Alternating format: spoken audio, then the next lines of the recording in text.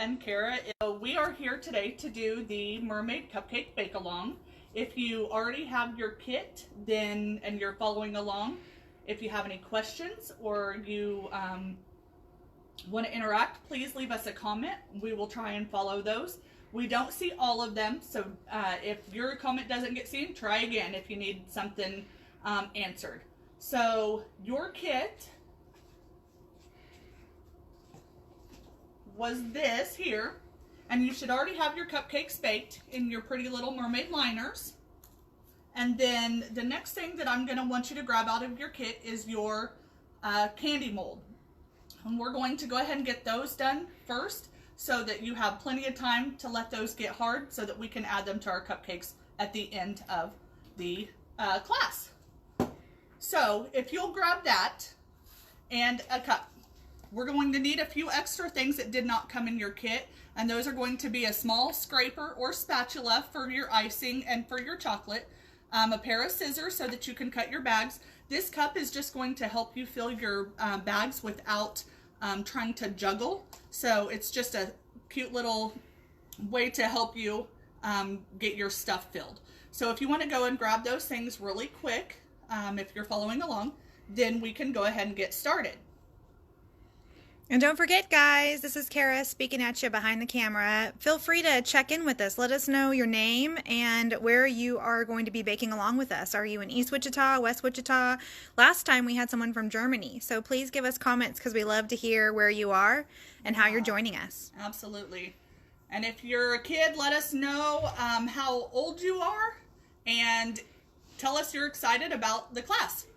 And if you are following along and you're a little guy or a little gal, please make sure that you have supervision if you're using anything sharp, okay? So we're going to go ahead and go over here to our melting pot, and this is a Wilton candy melting pot. Just like it sounds, it melts your chocolate really easily. You don't have scorch marks from your microwave. Sometimes chocolate you can get a little bit too hot. And when that happens, it hardens, and then it becomes impossible to work with. So these are really nice. They come with two settings, high and low. So when I first put this on, I flipped it all the way over here to high so that it would do the melting. And then after I was completely melted, I just flipped it right here to low so that it didn't start scalding and burning my chocolate. Today we are using the Wilton melts that are in the kit. I did add some Paramount crystals. We've got other chocolates here in the store. So like Wilton chocolates are kind of there's good, better, and best. Your Wilton chocolates are going to be good. They're a little bit waxier than other brands. So they may not require the Paramount crystals, but if you decide to make these again, because your molds will be usable repeatedly, so if you decide to make those again, then all you have to do is just get chocolates and just keep remaking them. Just wash your mold in soapy warm water. So we've got Alpine crystals here that we carry in the store, and these are a better brand than the Wilton. They have less wax, but they have a better taste and they melt smoother. And we always add Paramount crystals to ours. And what that does is it just thins it out, smooths it out, and makes it more pourable and creamy. So those are available. Adrienne, somebody would like to know how much you add. How many of the Paramount crystals you add? A quarter cup of your Paramount crystals for every pound of chocolate is what I use. So this little bag here will go quite a ways. So I've used it 2 or 3 times already at home, and I still have about half of the bag left. So it'll last for quite a while. So what I want you to do is grab your cup and one of your little bags. And if you're melting your chocolate at home, just melt it on low for probably 10 to 15 seconds. Take it out, stir it up. The chips won't actually melt. They will start to melt as you stir. So you don't want to microwave until it melts. Otherwise, you have burned your chocolate. So about 15 seconds intervals. Take it out, stir it up, and then put it back in until when you stir it, it's all smooth and creamy. Then you'll know your chocolate is ready. So after you've done that, I'm just going to fold the edge of my bag over, and what that does is that allows me to have a nice clean surface so that when I unroll my bag, I don't have chocolate all over my hands. And we've got Marge joining us from Bel Air, Kansas. Hey Marge, thanks for joining us today. We've got 12 viewers. Who else is out there? There's 11 more of you. We'd love to hear from you. And don't hesitate to ask questions in our live bake along as well. All right. So I actually am just going to pop this right out, and I'm going to pour my chocolate right in. Now, one thing to note, that if your chocolate is too hot, it can melt your bag. So you'll want to just make sure you don't overheat that chocolate. You just want it to be warm until it's completely melted. So I'm adding here, and you'll see some little chunks there. And that's not a problem.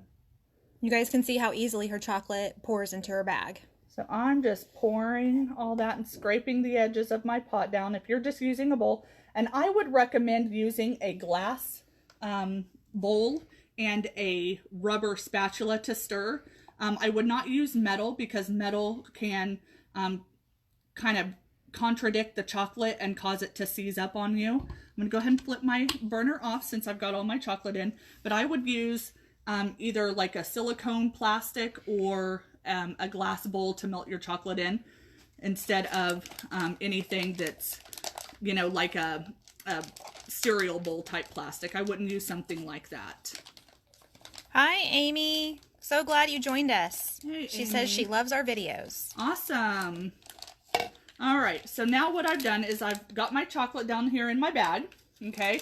And you're gonna wanna work with this. You don't have to work super fast, but it will start to solidify and harden back up, so you do want to work with it fairly quickly. Now you can take and you can add a rubber band to this. I'm gonna grab one real quick if I can find one, because I've got my Wilton bag tie already on a bag of icing. So I'm just gonna take a rubber band and I'm just going to quickly, no, I'm gonna break it. Welcome to live TV. So I'll get a bigger rubber band. That one didn't want to work. So, and I'm just gonna quickly wrap it around. And all I'm doing is ensuring that my chocolate stays inside my bag rather than running all over the counter or my hands. So there we go. It's just a really quick, got it tied off. It doesn't have to be pretty or perfect. And then I am going to take, and my chocolate is fairly warm from being in that warmer. So I'm going to take my mold and I'm going to get it ready to use right in front of me. And then I'm going to just snip a small portion of the bag off in order to make sure that the chocolate doesn't come out too quickly. And then just fill those cavities. And you don't want to get it too thick. You want it to come up to the top of your mold cavity, but you don't want it running over. Otherwise, you've got a lot of extra chocolate that doesn't belong on there, and then it doesn't show the real pretty shape of your chocolate piece. Adrienne, Karen had a question. She wants to know if the melting pot you use is available at Cake Stuff. It absolutely is. Everything we show in our videos is going to be something that you can purchase right here at Cake Stuff. And they are a lot of fun to use. You can do a lot of things with it. You can use it to melt your chocolate and dip marshmallows, strawberries, graham crackers. You can kind of use it similar to a fondue pot. And I'm making a mess here. I want to point out too, if you guys are at home doing this along with us and you didn't put your chocolate in a bag, you can also use the flood bottles that we use for flood consistency in cookies. Yeah, absolutely. You have a little more of a cleanup there because it's a bottle, but you can use that. And you can also just spoon your chocolate into your mold, but the bag and the bottle give you more control. All right. So I have done all 6 of my mermaid tails, and I didn't bring my paper towels up here. So we're going to just carry on. And what I'm going to do is I'm going to get out any air bubbles from the chocolate melt. So what I want to do is make sure that that the chocolate is smooth all the way through. So I've just picked it up and dropped it back on the counter just a few times. And what that does is that allows those air bubbles to pop and the chocolate to fill in. So what we don't want is to have big holes in our chocolate so that when we pop them out, they're not very sturdy and then they fall apart. So I'm going to set that to the side. If you're doing this at home and you're following along, pop that in the freezer. That'll speed up the process by about 30 minutes. And then you could just pop them right out of your freezer and go. So pop those in the freezer. About how long should they keep them in the freezer? I left mine in for about 30 minutes. I just popped them in, went and had lunch, and came back and grabbed them. Okay. I don't know that there's a specific time that you want to not exceed, but just long enough for them to be completely set up. That's all that we are really going for. So once you've got your chocolates in the mold, and I will tell you your peachy coral color is going to make about 12 of the mermaid tails, and your blue turquoise one will probably make about 18. You've got 18 to 24, depending on how full you fill them. If you go a little overboard, it might not make quite so many. But as you can see, I made 6 here, and I've got a lot of chocolate left in my bag. So you will have a lot of chocolate left. When you pop these in the freezer, pop them out, just start with your next color. You don't need to wash your tray. You don't need to do anything with it. Just pour your next color, pop it in, and go. Keep going with it until you get all the mermaid tails that you need. All right, so moving on, we are going to go ahead and start talking about decorating the cupcakes. So we have 2 tips that came in our kit, and you should have had 4 of the bags. One for your orange chocolate, one for your turquoise chocolate, and then you should have one for your round tip and one for your star tip. In an actual tip, this would be called a 1M, and it's honestly my favorite tip to do cupcakes with. But since they gave us both, I'm going to show you what both will do, and they both give you a cute but totally different look. So I'm going to set this one aside while I talk to you guys real quick about assembling your bag and getting your tip in. Just like we did on the chocolate, I'm going to roll my bag top, and what that does is that allows me to have a little handle. I kind of tuck my hand up into it so that it firmly holds, and I'm going to drop my tip in, design side down. So you want that design to be down inside the opening, and I'm just squeezing a little bit here. Your tip is squeezable, unlike a metal one, so you just have to kind of push it down in there and make sure your tip is as snug in there as you can get it.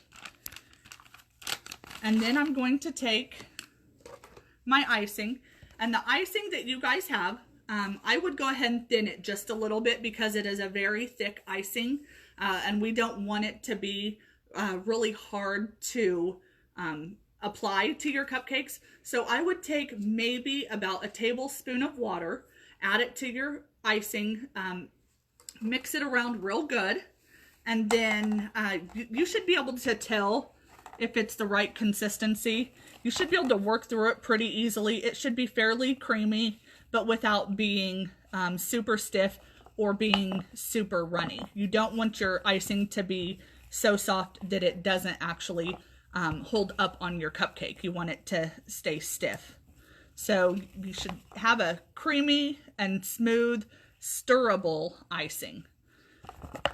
All right, so what we're going to do is we're going to just grab our bag. Again, I tuck my hand under the little fold pocket, and I just add small amounts at a time, and I get it down in there, and I just scrape my scraper as I come out. There's not as much technique to doing cupcakes as there is to doing cakes. We don't have to have clean scrapers. Not quite as much technical difficulty on that. And that's why I do cupcakes. So we're going to just fill our bag. And you don't want to overfill it. You want to leave that that lip on your bag so that you have plenty of room to hold the bag and to tie it off without the icing coming out of the top of your bag or making a really huge mess. And if you have to refill, that's not a problem. You just undo your rubber band and you add a little bit more to it. Fold that cup back over and add a little bit more. So I have filled this, and you'll notice I'm not going to be able to get this icing down inside my tip because there's no air flow here. So the more I push, it's not going to do anything because that air can't escape. So before I try to do that, I'm going to take my scissors, and I'm going to move that out of the way so you can see. I'm going to take my scissors and I am going to place it right below it kind of looks like a crown. So if you think of all of those spikes as crowns, I'm going to put my scissors right below that corner. I don't want to cut up here, otherwise I can blow the tip right out of my bag when I apply pressure. So, and I'm just going to rock my scissors back and forth, trying to keep it to where it can be seen. So I'm going to rock my scissors back and forth just like this. That should cut the bag enough that you can just pull it right off just like that, okay? And then it's going to be a lot easier for you to push your icing down. And I always push it down rather than squeezing because I don't want the icing to come up through the top. Now on this one, I don't have another rubber band or another bag tie. These are the Wilton bag ties, and they're pretty awesome. You just do a couple of loops, and then it's got this little hook that actually will allow you to just clip the end of your tie on there, and then you just pop it right off just by unhooking it, and it pops right back off your bag. So they're really easy to use. Great for little hands. Yes. Now, if you don't have rubber bands or bag ties or anything like that handy, that's okay. What I want you to do is pretend this is a bag of bread, okay? I want you to twist it up like when you put the twist tie on a bag of bread, and a twist tie could actually work too. It's just not going to be quite as sturdy as a rubber band or a bag tie. So you can twist it up like a bread bag, and then I tuck that little twist right inside the little pocket of my thumb and palm, so that all of the icing is here in the palm of my hand, rather than squeezing it from the middle and icing coming up and going down. I lose a lot of my pressure by doing that also. So when I'm trying to make my cupcake and I'm squeezing here, I'm doing twice the work for half the result. So if you hold it at the top, then all of that pressure pushes that icing down. And I'm going to go ahead and clean that up before I get started. So I'm going to start with the star tip, and then we're going to move on to the round tip. If you don't want to do the round tip, that's totally up to you. You can watch and see both of them before you decide which one you prefer. Now, I'm going to just slide some of my cupcakes out of the way so that we don't have quite such a mess here. Now, everybody does this differently. You can start on the outside and work in, or you can start in the middle and then work out and then come back in. I just start on the outside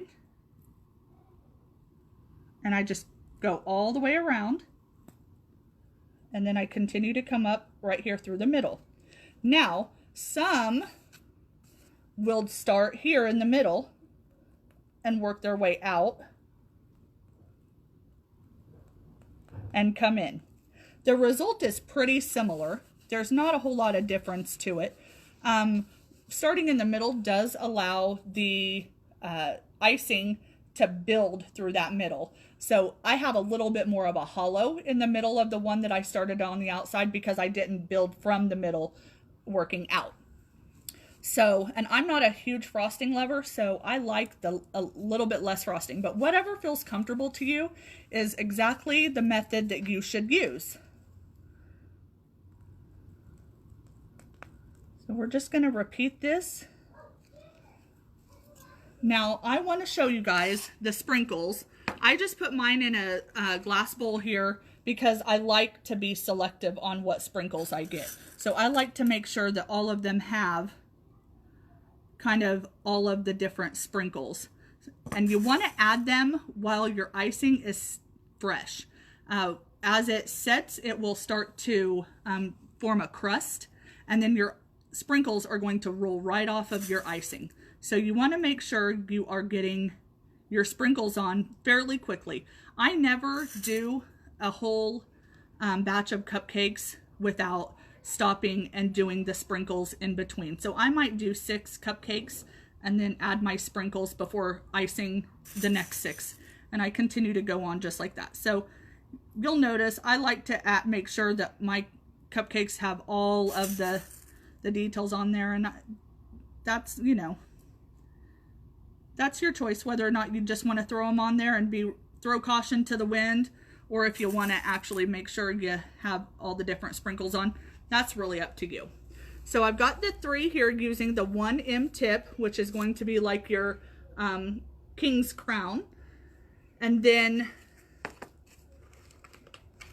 over here I've got, by the magic of TV, I've got chocolate mermaid tails already done. Now you'll notice that these pop out very easily. When we're done with these, then we'll move on to the round tip. Does that have a technical name? It's a 1A or a 2A, 1A depending or 2A? upon Okay. the size of the opening. All right, so what I'm gonna do is I am just going to flip that over, and you'll see some of them already popped out. So that's how easily these just pop right out. And then if they don't pop out, just put a tiny bit of pressure right there on your mold. And with the mermaid tails, I wouldn't push the tail, I would push the body, because that tail is so narrow. You want to make sure you don't break it right there. Think of it like an ice cube tray. Yes, yeah, and just a small amount of pressure. All we're trying to do is just release that candy from that. And then they're pretty sturdy, so you don't have to be super careful, but then you just pop it right down into the icing there. And you just push it just down far enough to where it's nice and sturdy and not gonna fall out. And this is our 1M cupcake tip. And now we'll move on to our round tip. And this kind of looks like kind of like a swirl, but it doesn't have the fancy. So it kind of just looks like a snake when you're building. Or, let's be honest, a poop emoji. I was thinking that, but I was trying not to say it. But yes, it is perfect for a poop emoji cupcake.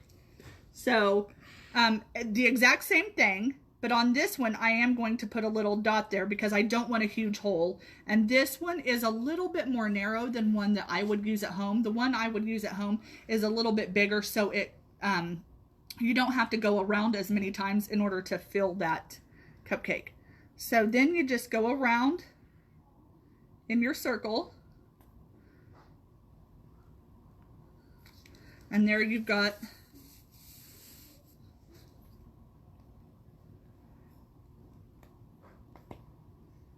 I've got a lot of air in this icing. We've got our round 1A tip or 2A. And again, we're going to come in with our sprinkles, because everything is better with sprinkles. Making sure we get all the pretty sprinkles there.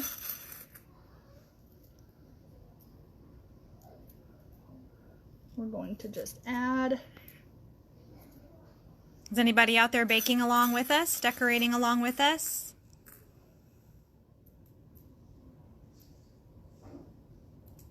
It's a quiet group today. We'd love to hear where you're baking along with us from. Feel free to give us a shout out, your name and where you're decorating and watching from.